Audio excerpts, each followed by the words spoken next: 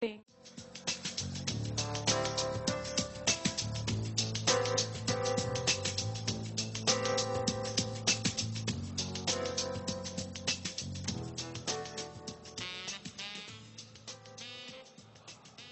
Kayak Donald Trump, Pak ya. Mic-nya 2.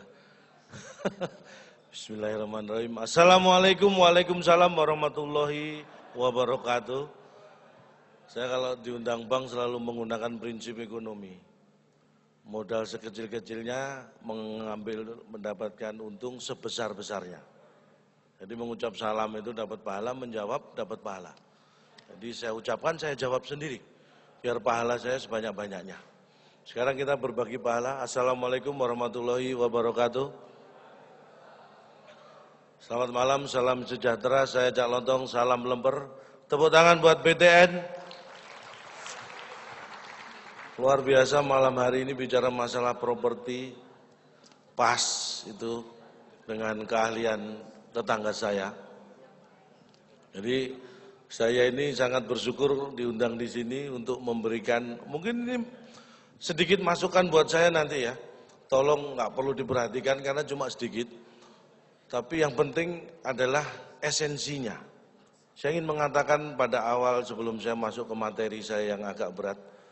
Bahwa tahun 2017 itu beda dengan 2016. Setahun bedanya. Jadi sebenarnya prinsip yang selama ini kita pakai saja kita gunakan bahwa tahun ini harus lebih baik dari tahun kemarin dan tahun depan harus lebih baik dari tahun ini. Jadi kalau tahun 2017 sama persis dengan 2016, ada kemungkinan Anda belum ganti kalender. Itu tolong diperiksa terlebih dahulu. Kita pastikan bahwa tahun ini adalah tahun yang berbeda. Tapi sebelumnya saya akan sapa dulu. Saya punya keyakinan bahwa nanti apa yang diharapkan BTN menjadi 5 besar bank di Indonesia ini akan bisa terwujud dan nggak akan lama lagi. Begitu terwujud itu pasti terwujud. Sepaham? Saya akan sapa dulu. Ini karena yang mengundang jadi keyakinan saya didasari satu hal. Saya ini orang Jawa, saya pegang filosofi Jawa. Nama itu membawa rasa. Jadi kalau gula itu membawa rasa manis.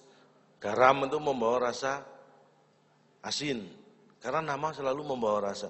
Dan saya yakin BTN ke depan akan menjadi besar karena nama salah satu misalnya yang hadir direktur kita Ibu Handayani. Bu, selamat malam Bu. Nama beliau ini Handayani, handal dalam melayani.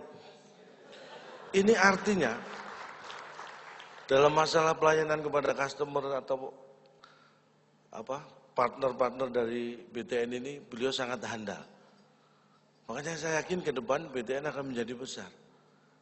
Nextnya saya juga diberi Ibu Suryanti Agustinar. Selamat malam Ibu. Agustinar. Nah, membawa rasa Bu ini Bu namanya. Agustinar. Asli bagus dan pasti bersinar. Loh. Ini bukan sembarangan karena di dunia ini sebenarnya tidak ada yang kebetulan. Bapak batuk atau ketawa Pak?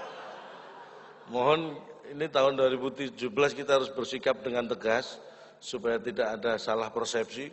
Sekali lagi Bapak batuk atau tertawa Pak? Kalau batuk bisa minum air putih, kalau tertawa terima kasih. Kembali, nama membawa rasa.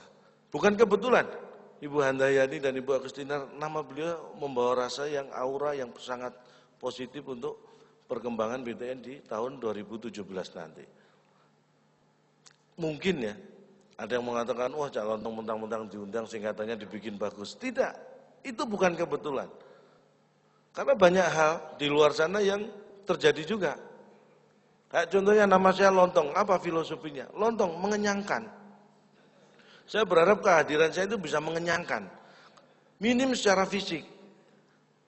Lebih baik lagi kalau secara psikis. Jadi lahir dan batin kenyang dengan kehadiran saya. Harapan saya seperti itu. Misalnya kasus kopi yang berlarut-larut. Ya. Kita lihat sidangnya terus dulu. Hampir tiap hari sampai malam-malam. Kenapa kasus itu berlarut-larut? Nama membawa rasa. Tersangkanya Jessica. Ini Jessica. Jelas kasus ini susah diterka. Ini membuat berlarut-larut.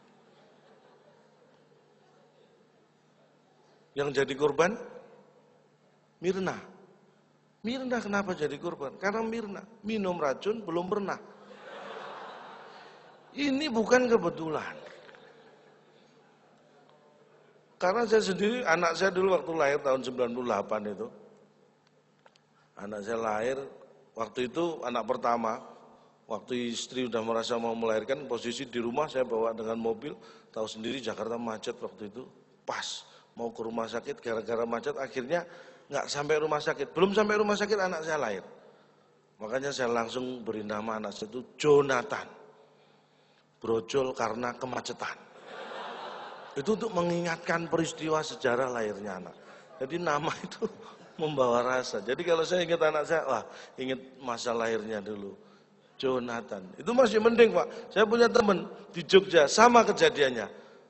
Cuma waktu itu dia malam-malam bawa istrinya karena nggak ada kendaraan, naik becak. Malam-malam itu. Di kayu sendiri. Istrinya mau melahirkan di kayu sendiri becaknya sama suaminya teman saya ini.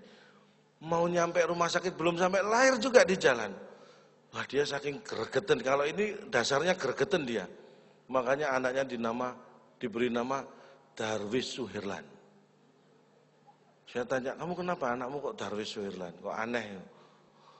Saya gregetan dulu. Saya udah genjot becak setengah mati. Belum sampai rumah sakit dia udah lahir duluan. Makanya Darwis Suherlan. Mudar lah wis kesusu lahir ning dalan. Itu saking gregetannya dia. Ini ya makanya nama itu adalah doa. Jadi memberi nama harus hati-hati karena itu adalah doa. Dan itu juga keyakinan saya kenapa BTN luar biasa karena nama-nama beliau. Sekali lagi tepuk tangan buat saya. Kan tadi saya belum minta tepuk tangan. Ini yang membuat saya yakin. Dan saya bukan pamer ya. 6 bulan terakhir ini saya memang sering mendapat undangan dari perusahaan-perusahaan itu menjadi motivator, Bu. Benar, ini 6 bulan terakhir ini saya lebih sering diundang jadi motivator. Saya nggak tahu kenapa itu. Apa mungkin karena motivator yang sana nggak ngakuin anaknya itu ya. Jadi mungkin karena imbasnya itu, karena mungkin mereka tahu justru saya nggak diakui anak saya. Jadi kasihan saya dikasih job mungkin seperti itu.